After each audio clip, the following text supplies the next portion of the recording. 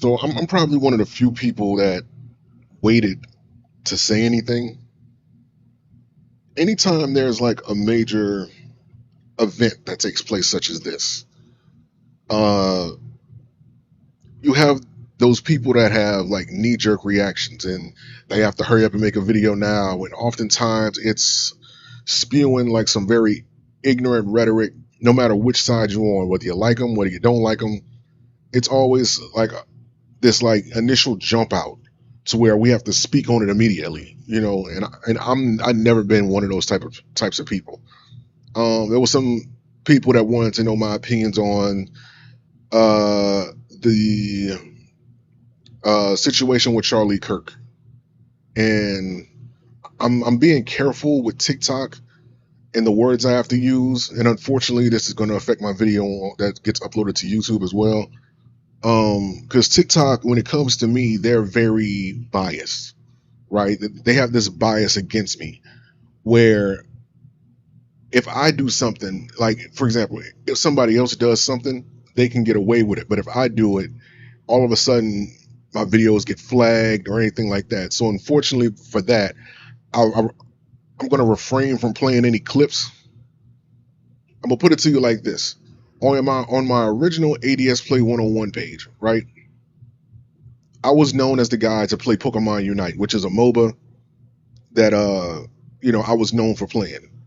And for some reason, that page had got banned. When I made my second channel, which is ADS Play 202, I uploaded a highlight from one of my matches on Pokemon Unite, and TikTok flagged it for sexual content. Like the split second it got done processing.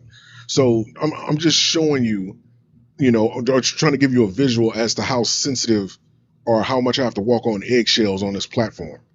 So, well, on TikTok, um, it was like 6 videos that got hit with copyright strikes. Uh, Videos that were up on my channel for like 2.5 years, no problem. All of a sudden, it became an issue, and then that's neither here nor there. But I'm just giving you an understanding as to why playing certain video clips and things like that I won't do, because I have to be careful. Um, when it comes to Charlie Kirk, right? This is a man that was known to have um, uh, open forums wherever he went, whatever college campus he went to, whatever open area that he went to. It was always America Prove Me Wrong. I believe that was the name of the events that he hosted, and it was basically him uh, going out his way to try to, I don't know how you say it, have a discussion about sensitive topics, be it about politics, race, whatever, right? And there have been several times over where this man has said some very degrading and deplorable things specifically towards black people, right? There was one video in particular that I'm thinking about where he was sitting at a table with who I believe to be a black woman. I mean, I don't know if she's Dominican or she's, but pretty much a black woman, right? And I'm paraphrasing what he said. He said,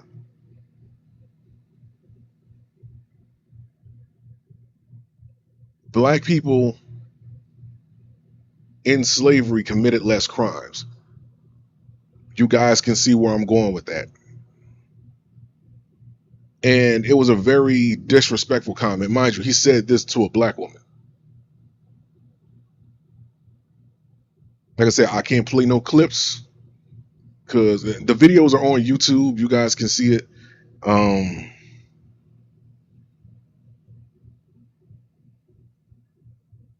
it was another video that I seen. It was posted by Moses the Prophet, but he was responding to a video of Charlie Kirk where he was talking about the circumstances in the inner cities with black people and how music fuels the behavior of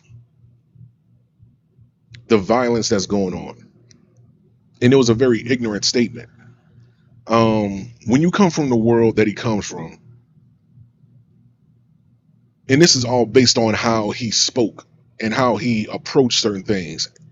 Same thing with Ben Sharpo, I believe that's his name, especially when it comes to hip hop and rap. There's a very ignorant viewpoint coming from somebody who doesn't really listen to the music or understand the history of it. And it gets to a point where when you have to understand when you don't have the proper point of reference, you can't really speak on a certain topic.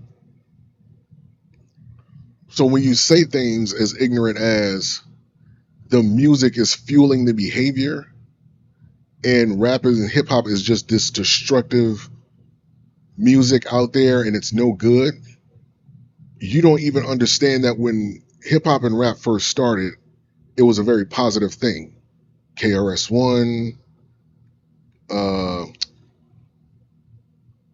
Diggable Planets, Will Smith, Kid and Play, and honestly, the list goes on.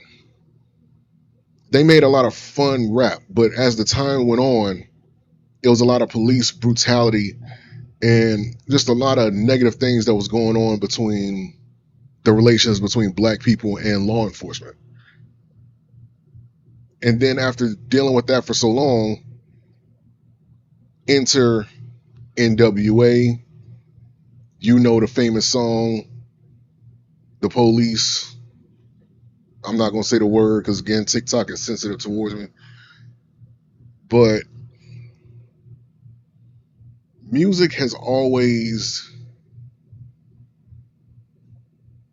it was always fueled by the circumstances that people were living in, or at least that's the case with hip hop. When you go through tragedy, and you feel like you don't have any other way to communicate, you're pretty much going to sing about it. Same thing with slaves in the plantation days; they weren't allowed to talk, so they developed a way to communicate through singing. Because that was tolerated, but they couldn't have a normal conversation. And I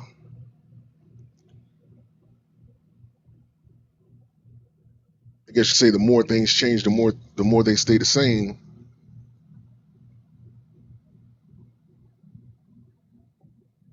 Because with all that positive music that was being said, again, the circumstances that they were living in, eventually it gets to the point where, it goes from I'm trying to have fun, break dancing on the cardboard, to police beating me from behind the buildings. I didn't do nothing but walk down the street.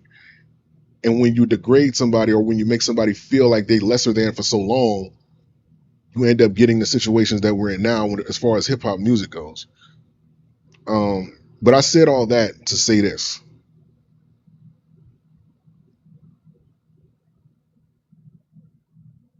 Charlie Kirk, uh, I kind of look at this situation in the same breath as I do um, Hulk Hogan passing. You have a lot of people, a lot of black people who grew up watching Hulk Hogan, watching him, body slam Andre the Giant. We all know the infamous moments. Uh, Seeing him and The Rock at WrestleMania, or I believe it was WrestleMania. I know when they had their match, how big that was for a time. It's a lot of kids who bought like the Stretch Armstrong, Hulk Hogan dolls, and was listening to him when he said eat your vitamins and doing the whole ear pose and flexing in the because we wanted to be like Hulk Hogan. Now imagine all those kids that watched Hulk Hogan and all those adults who grew older, admiring, enjoying what he did in the ring. He finds out that his daughter is dating a black guy, and then he goes off on this racist rant. And instead of him apologizing for it, because Mark Henry tried to get him to go on like an HBCU tour to try to do some damage control, and when he addressed the locker room, and heard this story several times. When he was addressing the locker room and he had a chance to apologize to like the black wrestlers for the degrading things he said about black people only because his daughter was dating a black guy at the time. Instead of him apologizing for what he said, he made a statement of be careful what you say because you don't know who's recording you. And I think around that time, Shelton Benjamin, he was one of the people that was in that crowd. And he just straight up told him that, you know what, man, you forever lost me. Shelton Benjamin was one of those people that said that to him. I'm pretty sure many other black wrestlers just so when so when you go on rants like that and you say things that are degrading of people who have been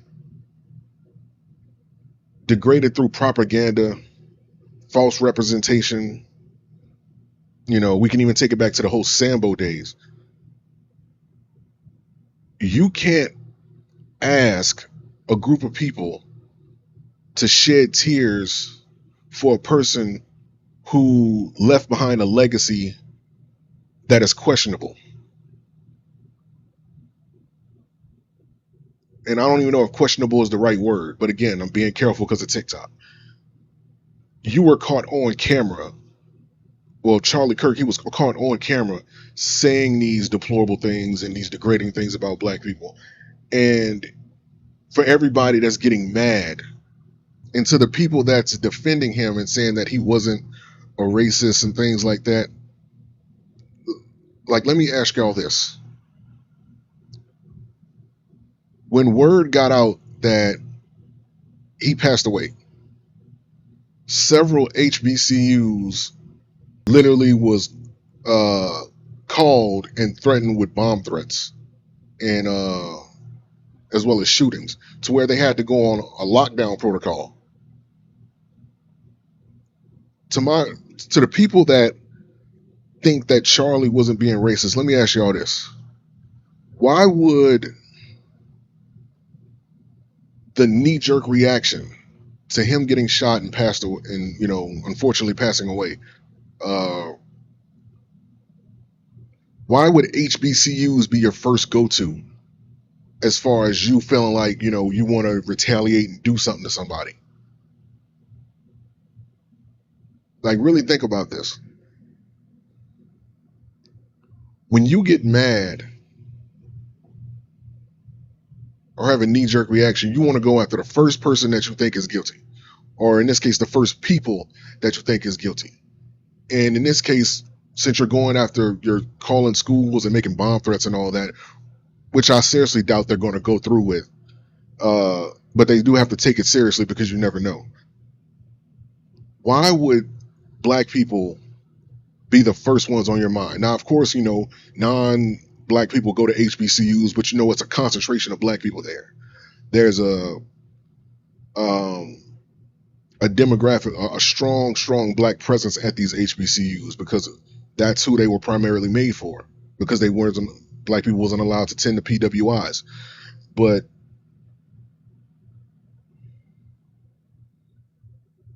you can't think that calling up an HBCU or thinking that black people are responsible for it unless you think black people would have been offended by the things that he said to the point where they would want to go out and do something like that to him. And there is one picture I want to show. I think I can get away with showing this.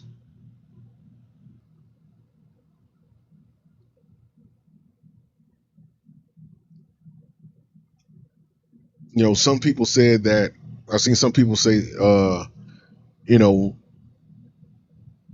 that with him being around, his kids are going to eventually absorb that negative mentality as they grew up and continue spewing that message. Well, and this is not me defending anything he said, but there have been many cases where white people have had kids that grew up and resented their parents because they go out into the world themselves and find out that their viewpoint is extremely ignorant and they don't want to associate themselves with their parents anymore.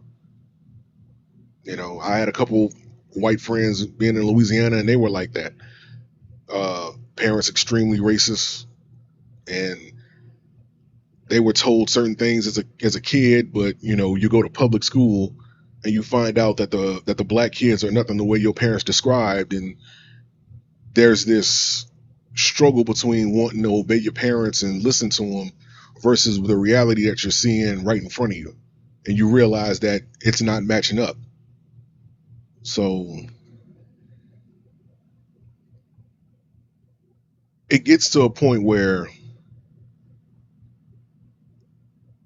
y'all have to realize, for the ones that are saying that they're telling black people that we should be crying and we should feel sad and he was unalived over an opinion.